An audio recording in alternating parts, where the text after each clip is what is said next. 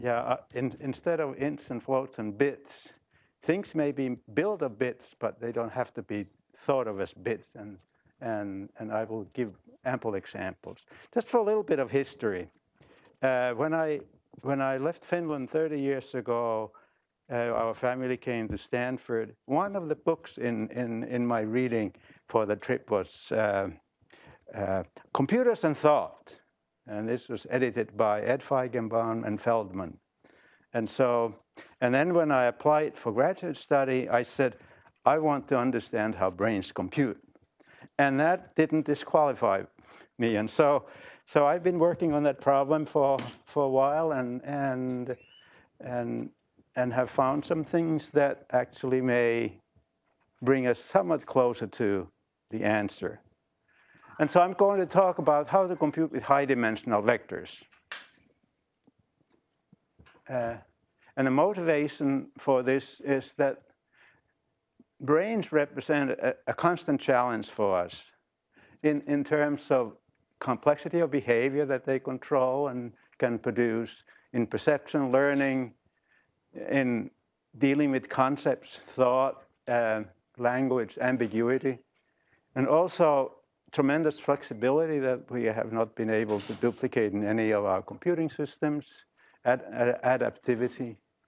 And the computing is very robust in the sense that the signals can have very much noise and the neurons can malfunction and die, and yet the brain seems to be able to manage to produce very interesting and complex behavior.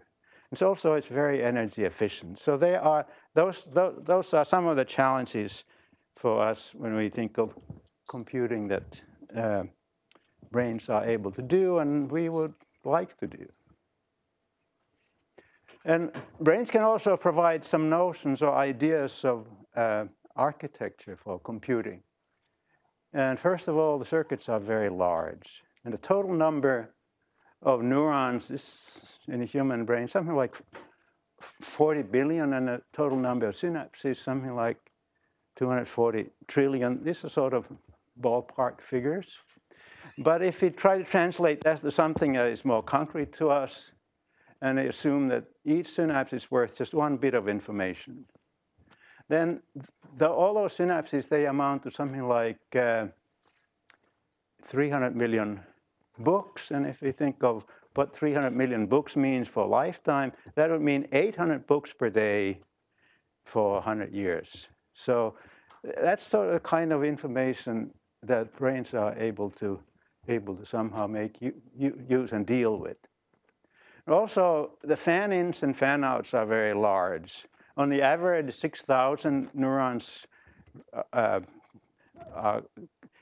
input come from 6,000 neurons, and of course an output has to go to 6,000 on the average, and a maximum is something like 200,000. So that speaks for, in some sense, very large circuits. Also, the activity is highly distributed, is parallel, and so that means that means that we can do, if we can do things in parallel, the components don't have to be very fast, and yes, we can get very efficient computing out of these systems.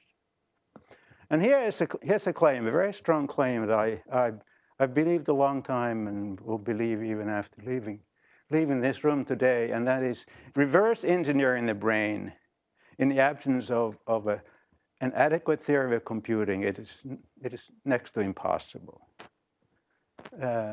We can map the brain, but mapping the brain is not the same as understanding how brains actually compute.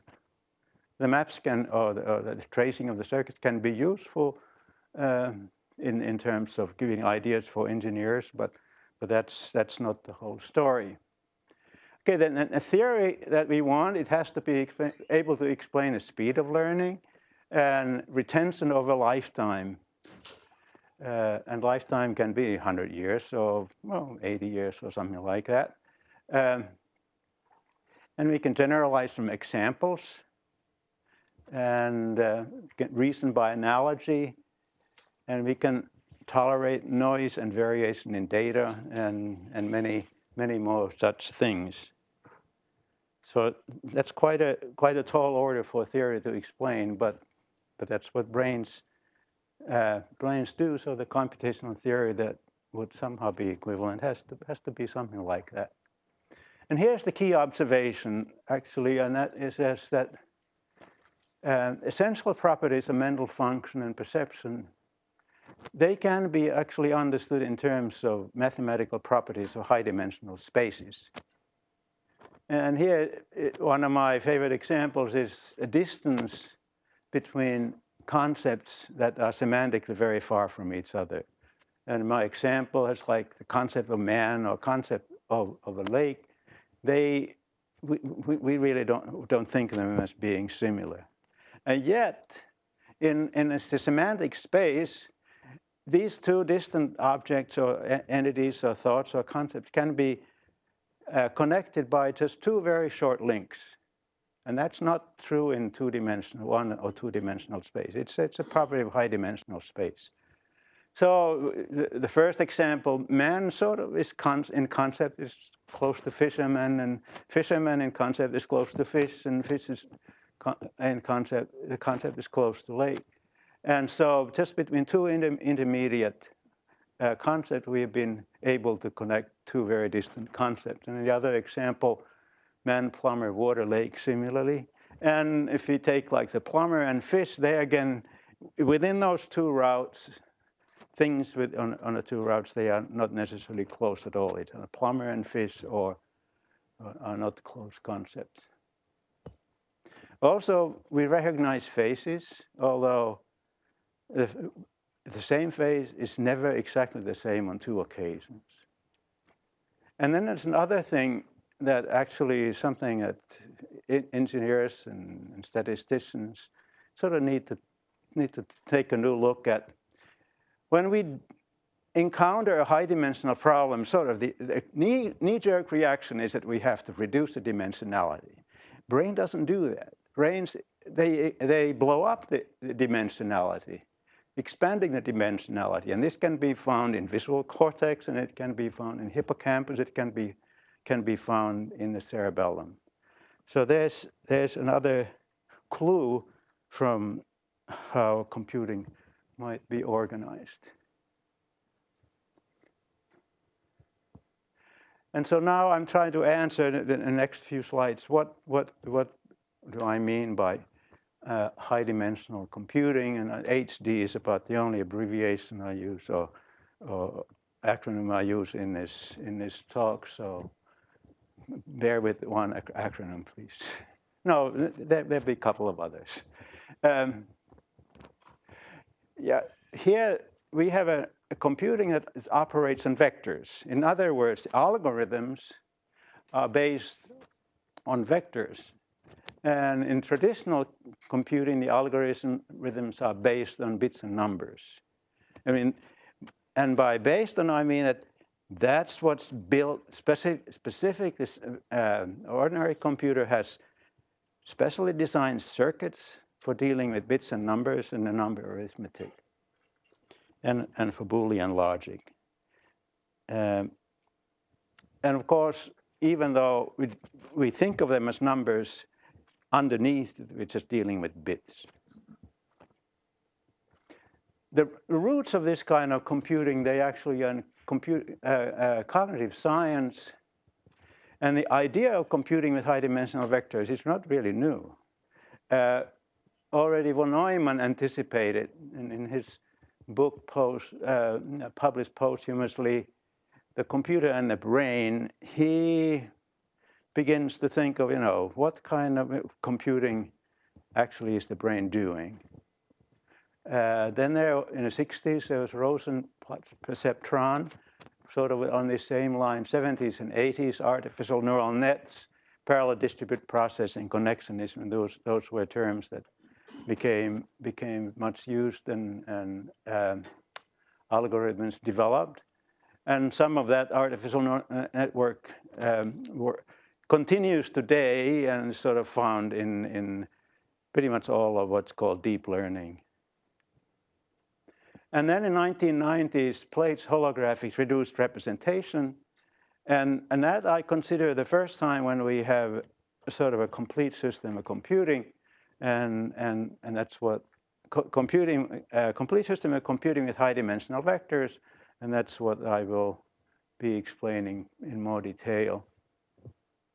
So I said that's not new, but what is new, what is new is that we have nanotechnology for building very large circuits, and this will be, I would say, in a computer engineering, this will be the big thing that the companies can provide for us, and what we have to in return give them mathematical theory that sort of is a good complement for the circuits that engineers will be able to build.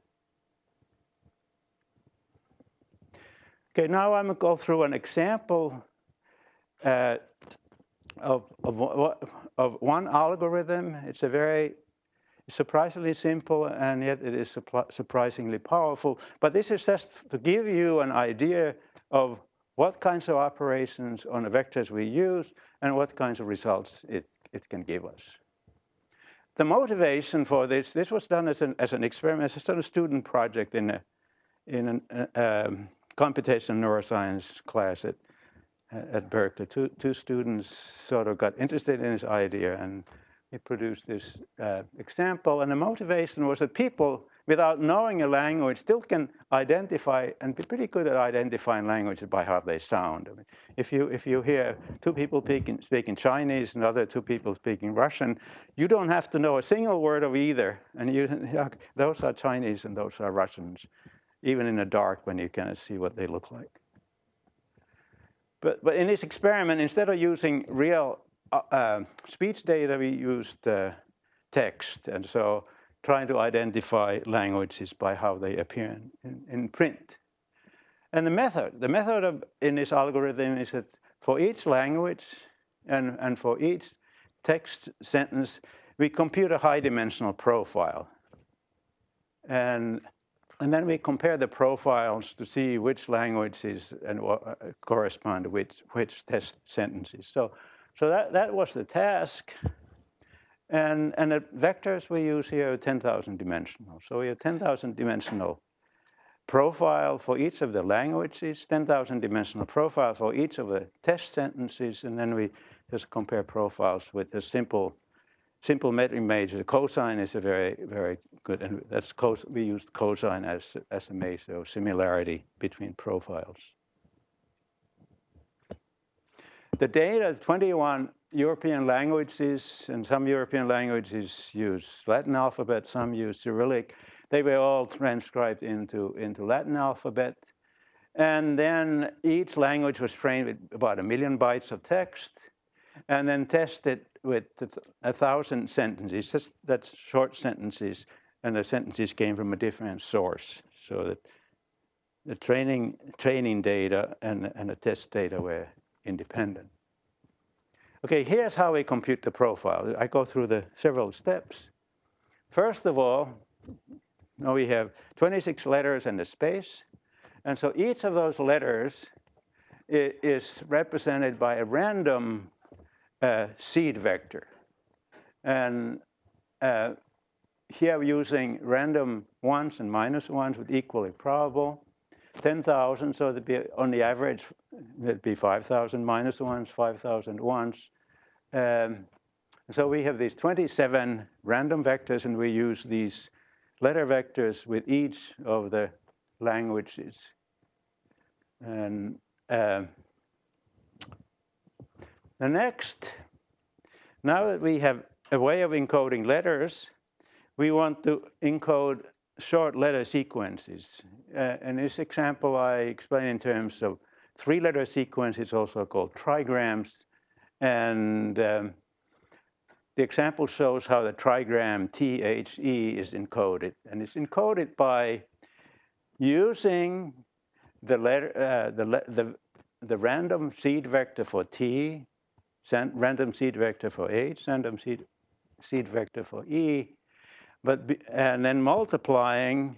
So there's column-wise multiply.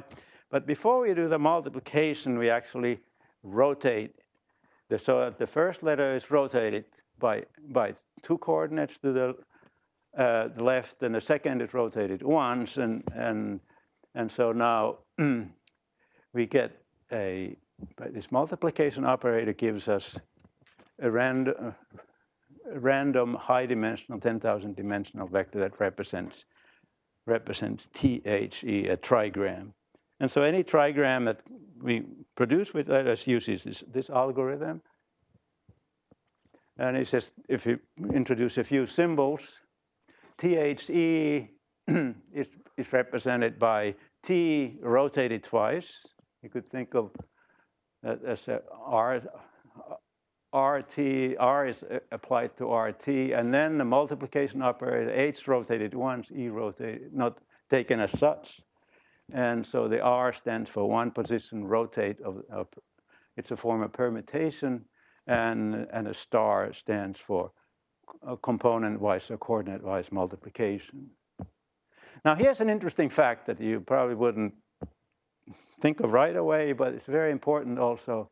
This trigram vector, THE, it is now nearly orthogonal to any of the letter vectors, but it's also nearly orthogonal to any of the other possible trigram vectors, of which there are about 19,000.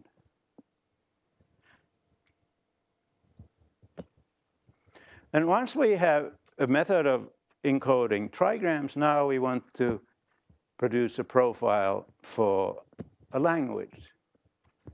And we add in this data sample that we use to train for any given language, we just add all the trigram vectors of the text into a single vector. And so if the text includes the quick brown fox jumped and so on and so forth, it gives rise to those following three-letter sequences: trigrams, THE, HE space, E space Q, so forth. And they are just all added into the same 10,000 dimensional vector, in this case for English. And in some things, this kind of vector, it just summarizes all the three-letter sequences, and it is a form of a histogram. And now after we have a profile vector for language for all of the languages, now we want to compare them, and we just use cosine measure for comparing vectors. And here's the first result, and that is if the language vectors, language profiles are projected onto a plane, they fall in language families. There's Slavic languages on the left, Romance language is upper right, and it's a Baltic language is in the middle, and lower right is Germanic languages. Now this was it's very satisfying to see. It sort of says that trigrams are sort of like correspond to our ears in being able to distinguish I mean, we didn't use any dictionaries, and we didn't use any clue because some languages have letters that others don't. No, we sort of leveled the playing field and then used trigrams. And then the language profiles were compared to the test sentences. There were 1,000 sentences in each of the languages, and the result, we get about 97.3% correct.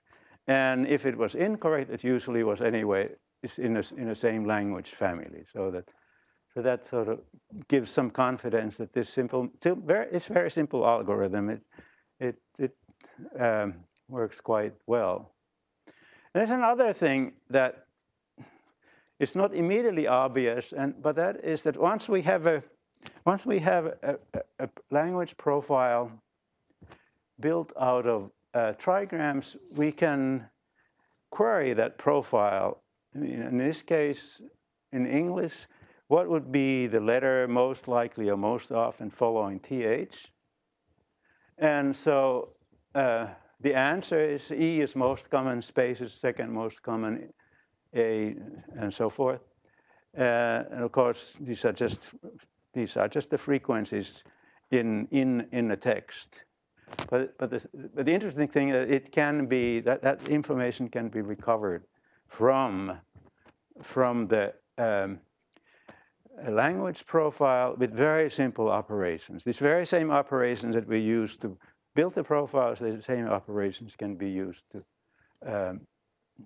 query the language vector. And so we first form a query vector, and the query vector is just sort of the first two elements of the th.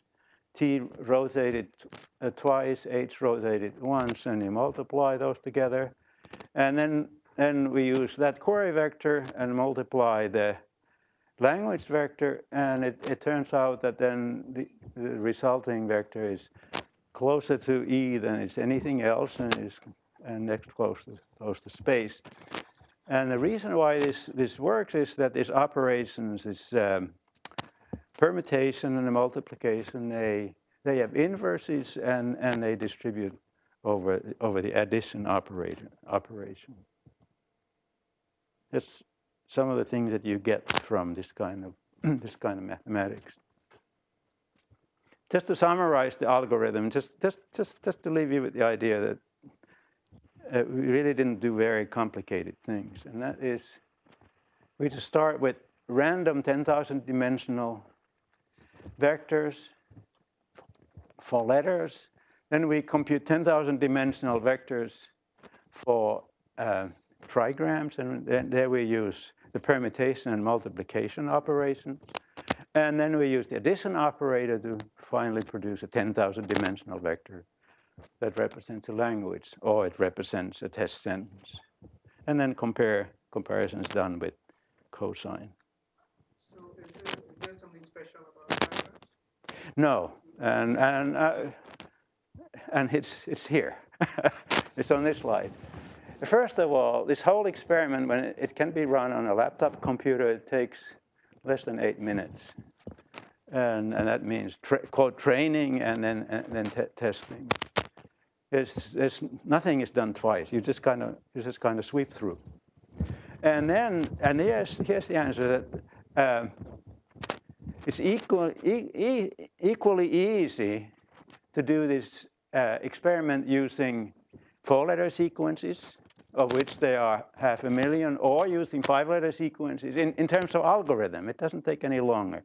Use 5-letter sequences, there's 14 million, or 6-letter sequences, 387 million. Or we can use any combination of those. If we want to make a language vector that contains all trigrams and all 6-letter sequences, we just add those two together, and the algorithm really doesn't change, other than that in one case, to do trigrams, you multiply 3-letter vectors at a time. To do 6 whatever hexagrams, you have to multiply 6 vectors together at one time. So that gives you an idea. Does that give you better results in terms of classifying language? I think we got the best core we got using 4-letter sequences, tetragrams.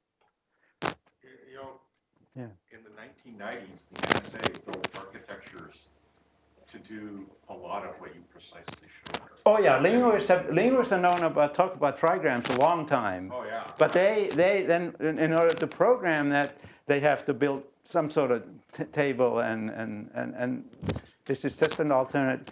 This is we're not doing anything special. We're just doing it a different way. You're right. You're absolutely right. Yeah, I'm kind of trying to get a couple of those architectures because they're technically obsolete now for the Computer History Museum. Yeah. The question's getting them declassified. Oh, interesting. Yeah. Well, we could talk about that. Yeah.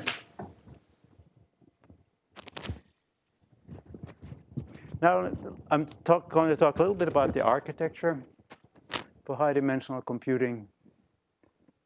It resembles traditional computing. You can really sort of map traditional computing into this high-dimensional computing in a very simple way, that there are special circuits for now operating on high-dimensional vectors. And then there would be a memory for storing high-dimensional vectors. That's very standard. And the main difference beyond the high dimensionality is that we use distributed or holographic representation. And we compute in superposition. And then we make beneficial use of randomness. Randomness is really one of the key features that we will return to that in another example as well. Now, in the following, I will illustrate this with binary vectors. The previous ones were bipolar ones and minus ones, but the binary and bipolar, they are equivalent. The zeros, binary zeros map to bipolar ones, and XO maps to multiply, majority maps to signed. And there's one thing that sort of be aware of, and that is XOR actually in modular arithmetic, it is addition, but in this system of computing, the XOR is actually the multiply operator. So some people, when they see XOR, and mathematicians, when they see XOR, they think of addition. And so if you are a computer person, you probably are not bothered by that. But pure mathematicians is that's modular arithmetic. Okay, also then we have something that corresponds to the arithmetic logic unit. And it has an addition operator. And with binary vectors, that would be majority sum. Multiplication of vectors in the binary would be coordinate-wise exclusive OR. And then we have this operation permute or rotating of the coordinates. And it is something that we have a new operator that we don't have in ordinary arithmetic. And it gives additional power to what we can expect from ordinary mathematics. And then there's a comparison operator for similarity. Could be a Hamming distance in case of binary vectors. Also, then there would be a 10,000 bit wide memory, a high dimensional sort of a RAM, you could think of it. And it can be modeled with the neural net associative memory. So it's addressed with 10,000 bit words, and it stores 10,000 bit words. And addresses can be noisy. And this kind of memory can be made arbitrarily large. Capacity in terms of modifiable coefficient, it is possible to make this kind of memory as large as you need, and so you can build something that has the capacity for lifetime of learning. And the curious thing is that the circuit, that kind of circuit, it resembles the circuit of the cerebellum. So nature has already built something that actually looks very much like a random access memory for high dimensional vectors. And this was already noticed by David Marr in 1969 and James Alwood in 1971. So just by knowing what kind of function they need to perform, by understanding the circuit, they could see, okay, this circuit can serve a memory function. So there's something to be said for understanding brains at the circuit level. Okay, now I will go through an example of how you encode information into high-dimensional vectors. In the previous example, I just used letters and trigrams. Well, a trigram example, well, it is somewhat different. Now here I will take just an ordinary conventional computer record. It's composed of fields.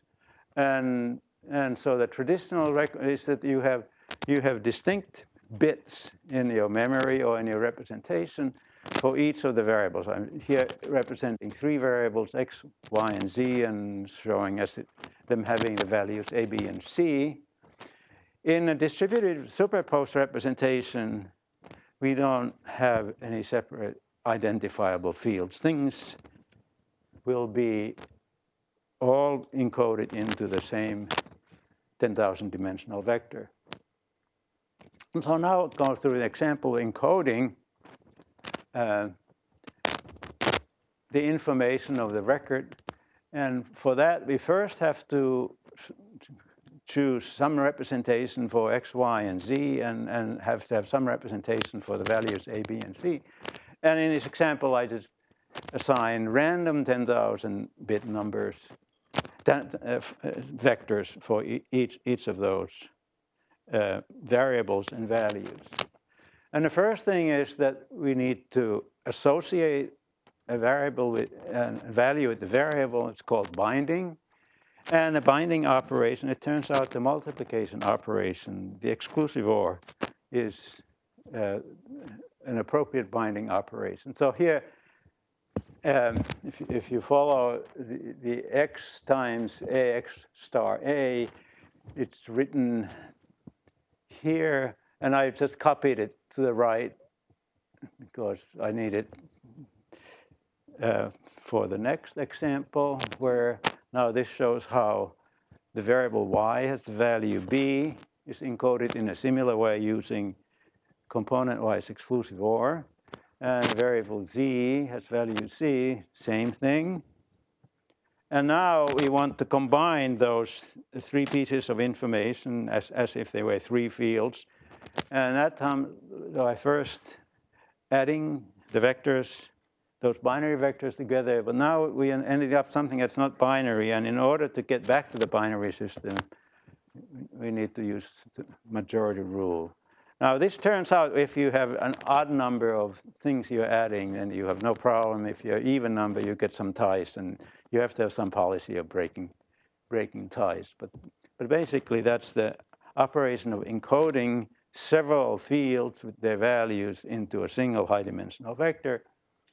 Now, of course, the important thing is that can we get the value of any of the variables out of that high-dimensional vector? And that's what we go.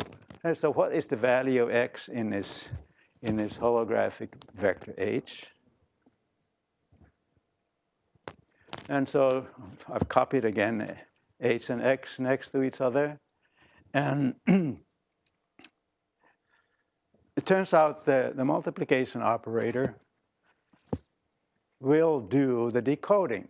Because exclusive OR is its own inverse, we get a vector that it's not exactly A, but it's approximately A, and it is close enough to A and far enough from anything else that it can be identified with the correct A. And so this architecture needs one additional element, and that is an associative memory that can find the nearest neighbor among the stored vectors.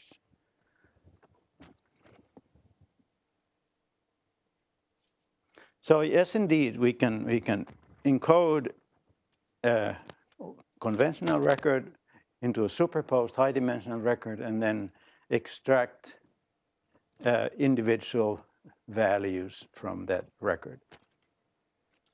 If you're using the symbol that I've introduced earlier, the majority rule will be the holographic vector H. It is x times a plus y times b plus z times c, and the brackets just mean that you use the majority rule.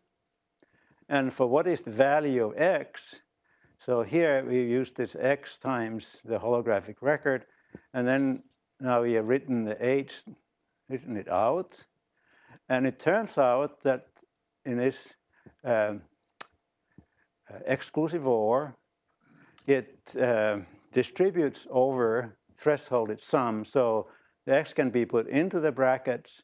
And here, those two x's cancel out each other. And so we end up A. And the other two terms turn into noise. But that noise is not big enough to disturb that we can find A as being the closest answer. So when you say high dimensionality, you need it at high in order to get orthogonality between the vectors, right? Yes. Mostly sparse.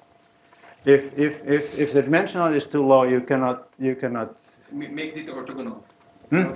If it's too low, you don't get the orthogonality between those vectors. Yeah, they cannot. That's right. And there will be a comment to that effect coming also. And now, but first, let's see.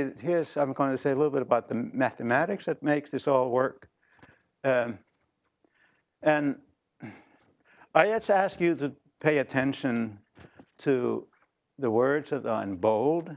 This is not something that is meant to be sort of memorized, but the thing is that thinking of I is like a randomly chosen vector is dissimilar to any vector seen so far, and addition produces a vector that is similar to the argument vectors, whereas multiplication and permutation produce a vector that is dissimilar to the argument vectors. And here is multiplication is invertible and distributes over addition, and permutation is invertible and it distributes over both multiplication and addition.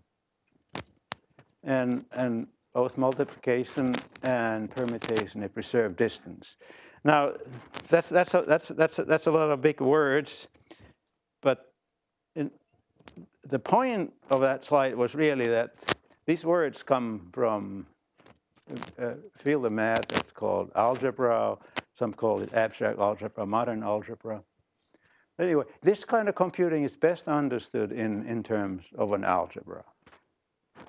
And so there are three operations and vectors.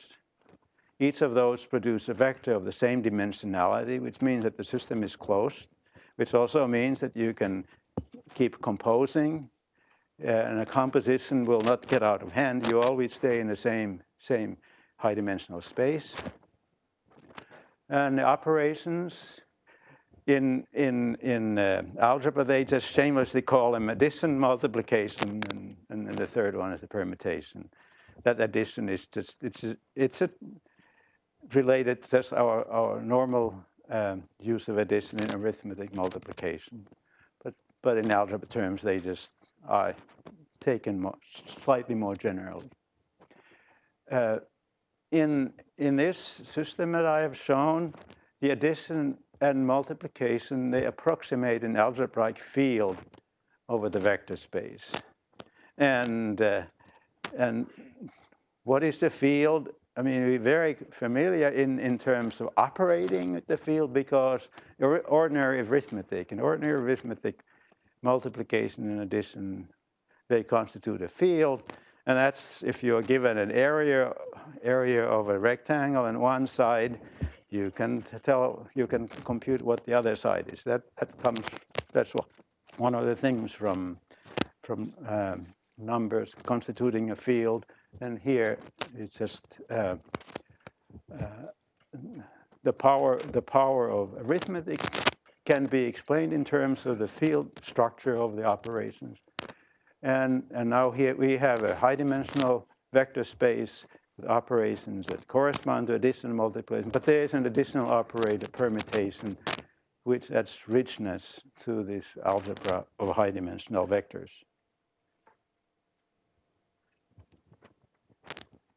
And really, high dimensionality is the key here.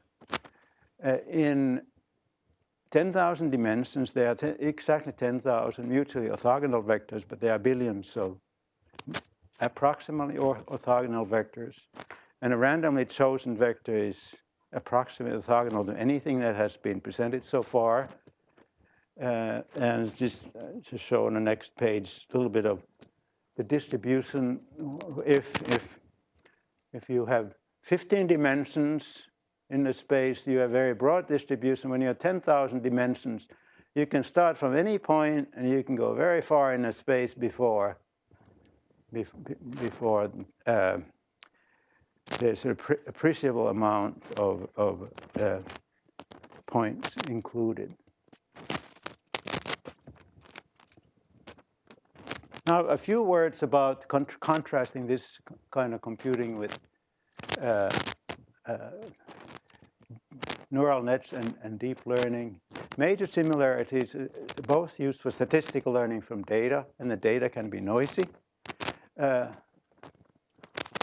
both use high-dimensional vectors. However, the dimensionality in deep learning, it's somewhat limited. You do not want to use 10,000 or 100,000 dimensional vectors. With the operations I have used and shown here, using 10,000, 100,000, there's no difference in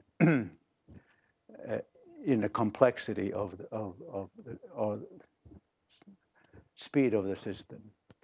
Major difference is that the high-dimensional computers, it is founded in a rich and powerful mathematical theory rather than on heuristics.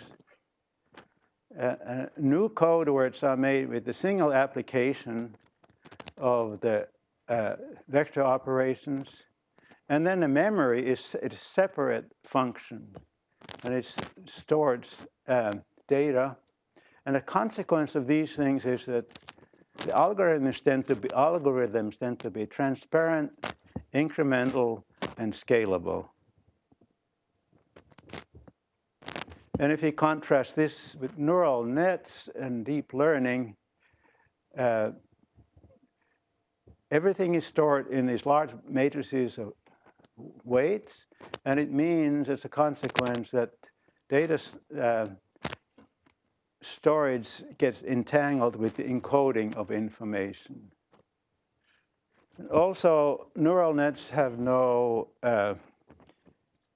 specific function for something like the cerebellum. And however, in the brain, cerebellum contains over half the neurons in the brain. So as a summary, computing is based on a very rich and often subtle mathematics of high-dimensional spaces. And this is not a subset of linear algebra. And high dimensionality is more important than the nature of the dimensions. Operations that be used for real or complex vectors, there are appropriate addition, multiplication operations for those as well. And its holographic or holistic representation makes high-dimensional computing, it makes it robust and, in some sense, brain-like. And as a forecast, I would say that a new breed of computers will be built that exploit the mathematics of high-dimensional spaces and the properties of nanomaterials, and the simpler and more powerful, faster machine learning algorithms become possible for vision, language, for streaming data, for autonomous robots, and evolving systems. And so what next? We just need to become familiar. We just have to start using these ideas and explore high-dimensional algorithms for machine learning, language, and big data. And today's computers actually are quite adequate, not just for exploration, for many applications. We have Semantic Vectors being a company in Sweden is based on building semantic vectors using these ideas. And we have classified gestures with 64-channel electromyogram, and that is like electroencephalogram. Need to explore nanomaterials and build circuits and systems. And we have had support for this research from various sources going back to 20 years ago in Japan, when I was working at the Swedish Institute of Computer Science, and right now more local. And this is the concluding slide. I just put here some names of people and terms that they are associated with who have been working in this area since 1990s through 2010. And I think all these slides will be available to you. And if you're interested in exploring, going into the internet and finding out more on this subject, well, look for these keywords. So that's the end of my talk. It's the end of my time. No, there's time for questions.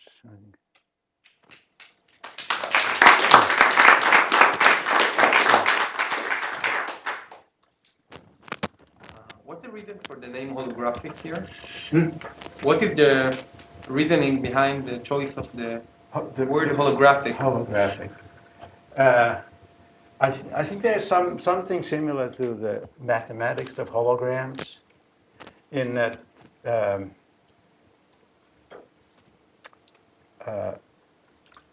you can okay, let's think of it this way. You use this distributed representation that I've explained. You can take just half of the vector, and it still has all the information. It is just less precise. And it doesn't matter which half or which. And so that is in the nature of hologram, is that it distributes the information in a way that can be recovered more or less reliably, depending on. So I think that's probably the best explanation I can give. I didn't come up with the term, so I just make an educated guess. Think of a memory bus that only 60% of the bits have to be right. Very redundant. A lot of redundancy. Yeah. So this is the reason that you select the 10K rather than. Why 10K? So why the size of the vector is 10K? 10K allows you to deal almost with any practical size of data. With 10K, I think we can build a system that can deal with if you think of a network of peers, I think we can handle a network of billion nodes with 10,000 dimensional vectors. That's just let's see if I can.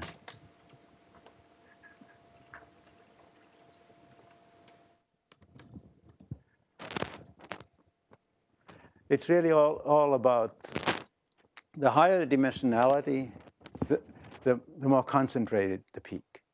And that's that concentration means that's where your approximately orthogonal vectors are. And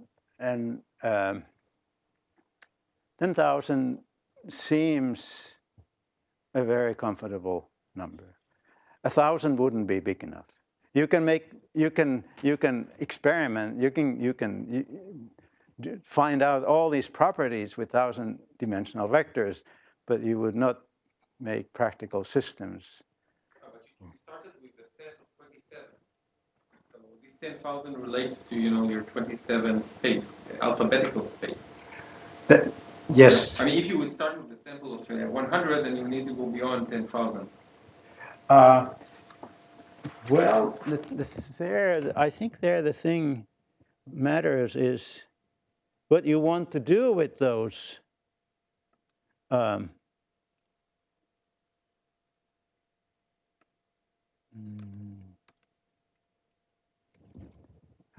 What you want to construct out of those 27 things. And if you construct trigrams, you end up with certain number of thing. But if you want to construct tetragrams or pentagrams or hexagrams, your total number of things that you want to represent, it grows very fast.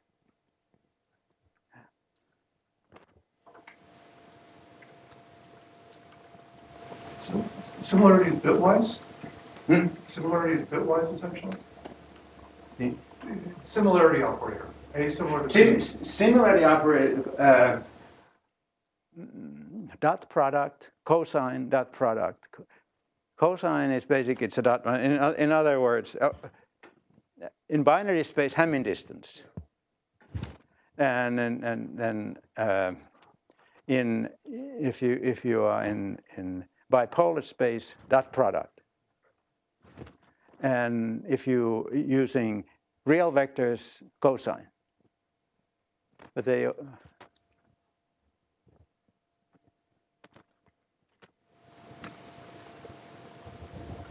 So how far have you gone with your studies in terms of simulation with this? how would I answer that? Well, I noticed, for instance, on your next to last slide that you showed, Yeah. you noted the NSF and the SRC. And if it's the SRC, I think it is, Yeah, then, Semiconductor Research oh, Corporation. okay, not the Supercomputer Research Center, which is now the CCS. No, Semiconductor Research, I think they fund research into these new materials and Right, architectures. Texas, as I recall. Headquarters maybe there. Right. Yeah. No, I mean, the other one, the Supercomputer Research Center, which is now the Center for Computational Sciences, they're the ones who built the processor and memory machines that Peter Krogi built, not only with Intel, but also IBM and Cray. Mm-hmm.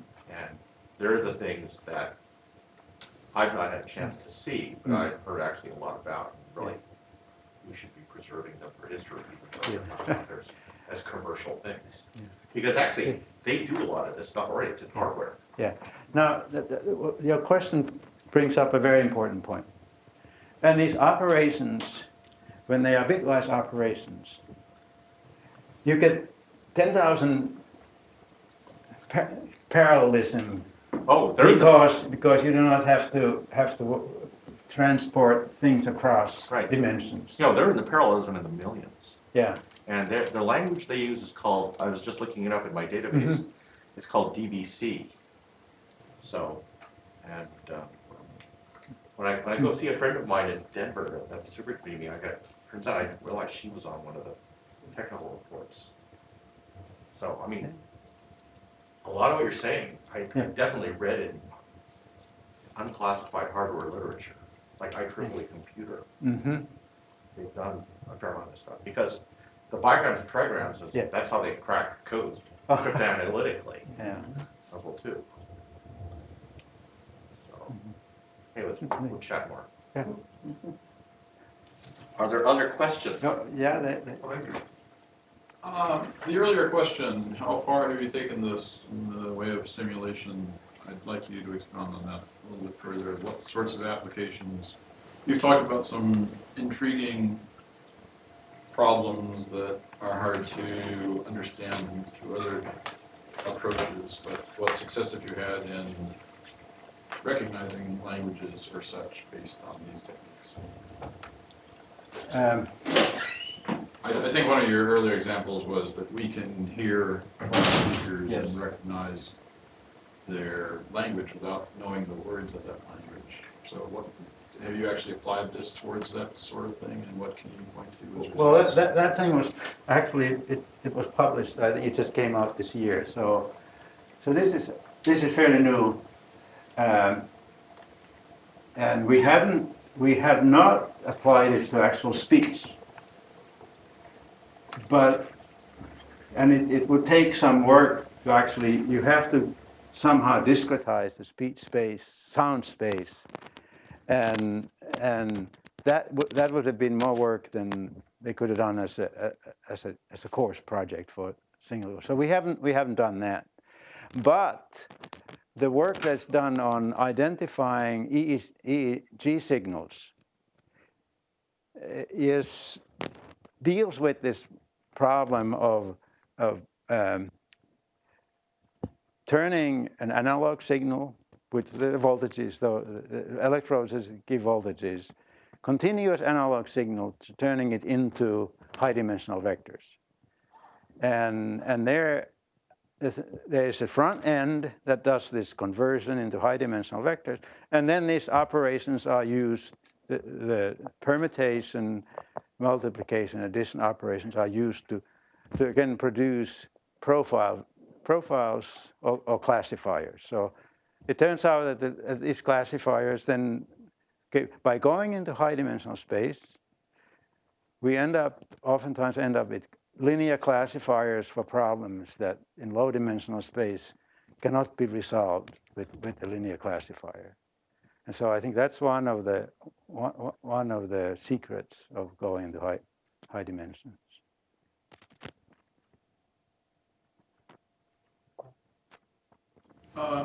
Early in your talk, I think you mentioned that now that we have nanotechnology, we could use that as a way of implementing an architecture of this sort.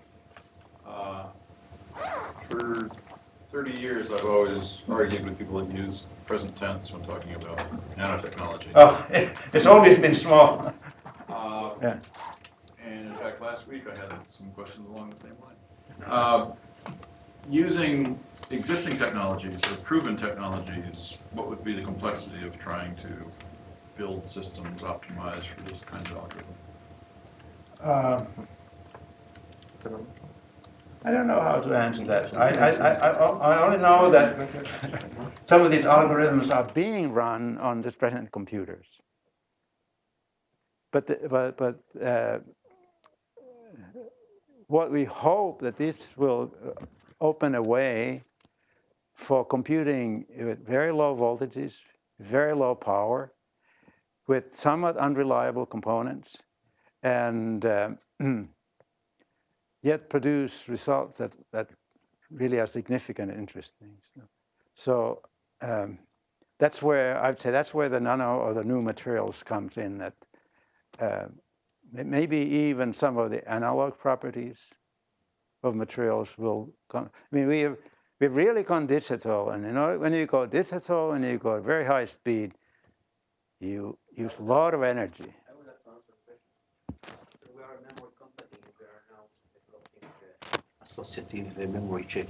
Oh, It's a very efficient memory chip that can be handled. well, that's the good news. Yeah, so it will be early next year. Yeah. So, What's the company? its name is GSI. Actually, my PhD thesis in Israel Weizmann Institute, I work for many years in associative computing. So actually, many years with you mentioned Marr, which is David Marr. David Yes. Marr, and he was the supervisor of Shimon Ullman, if you know the name. Shimon Ullman was my supervisor in my PhD, and That's with at MIT then. He's from MIT, yeah. So Yeah. my piece. This was it, and now we are. And now we are working with GSI Technology, it's a memory company. Now we are developing an associative memory chip, so it will going to be in the industry. All right. This type of computing.